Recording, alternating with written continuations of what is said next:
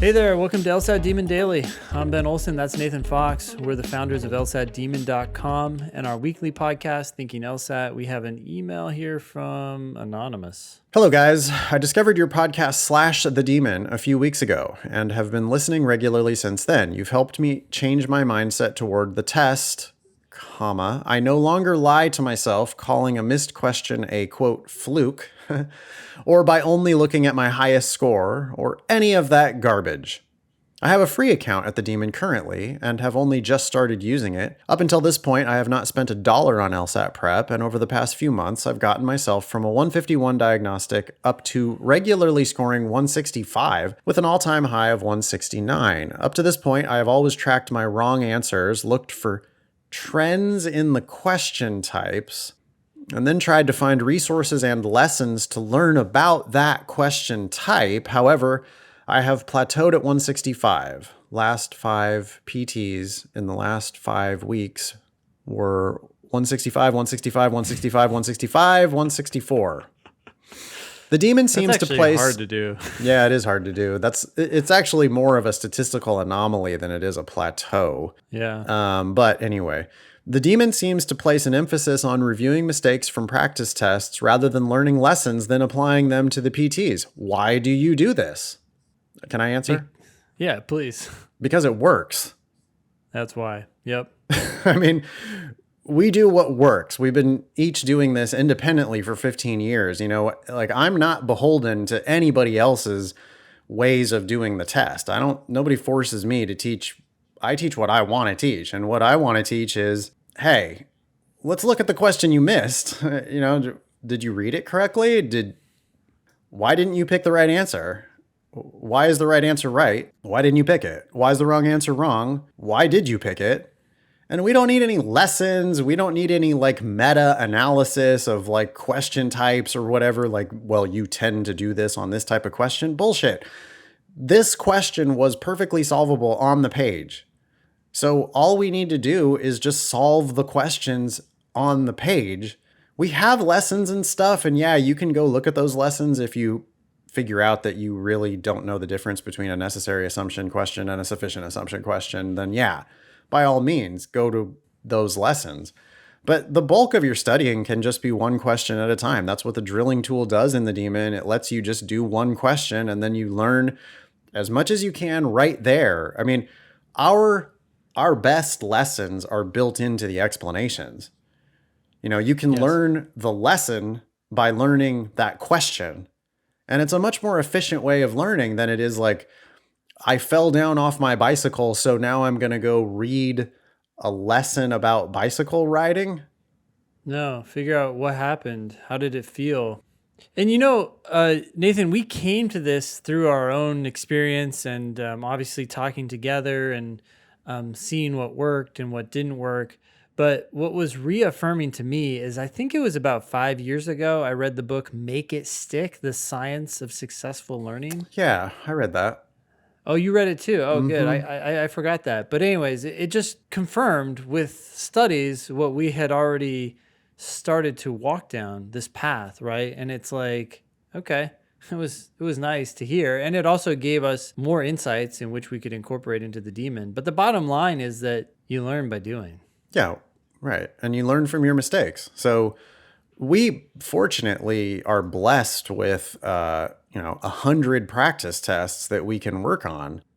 Yeah. Well, then why do we need to be looking at other bullshit? Like, you're going to go read, you're going to go study some lessons? Okay, but there's 10,000 practice questions and each with a mini lesson. Each with its own lesson to teach you. And by the way, they overlap a lot. So if you learn from any of these individual questions, you're going to see the same shit again on a later question.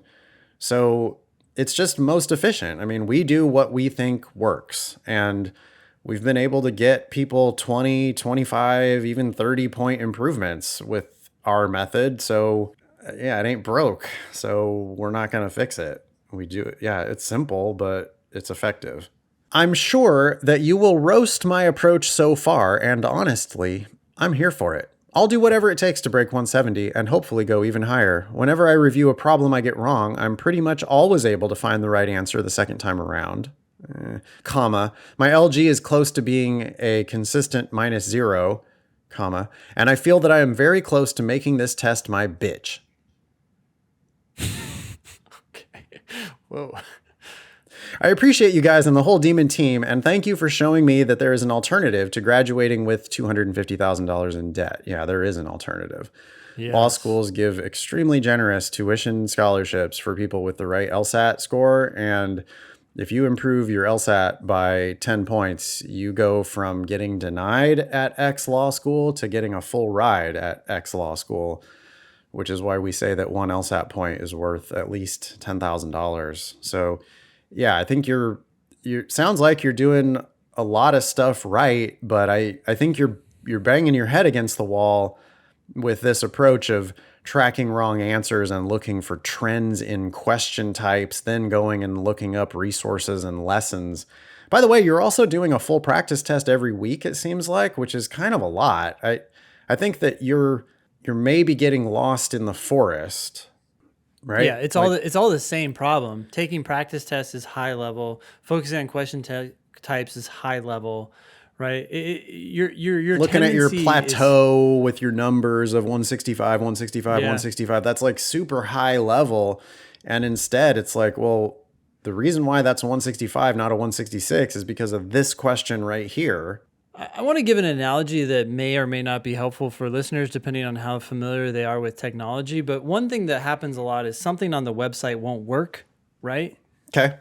And we'll get this general feedback like, hey, this page isn't, I couldn't load this page, or I couldn't do this, or whatever.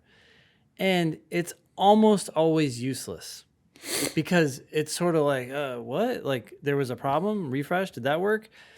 And if it's a perpetual problem and we can't reproduce it, we want more and more details, right? I need to know exactly, okay, what were you doing right before that problem occurred?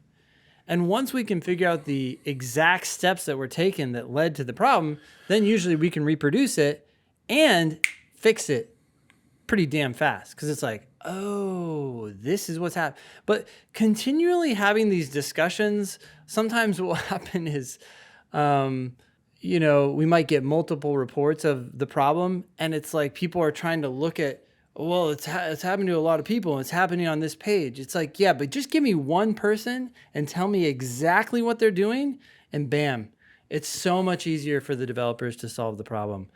And I just think, like, when you have a problem on the LSAT, you need to zero in to exactly where you fucked up in that answer choice or in that passage, because that's the key to not only unlocking that question, but hundreds others that are just like it. And until you get there, you're always just going to be skimming over the top and not really taking away these like home run lessons that, and I'm using the word lesson, but I don't mean actual lessons. I mean like takeaways from individual questions. Yeah.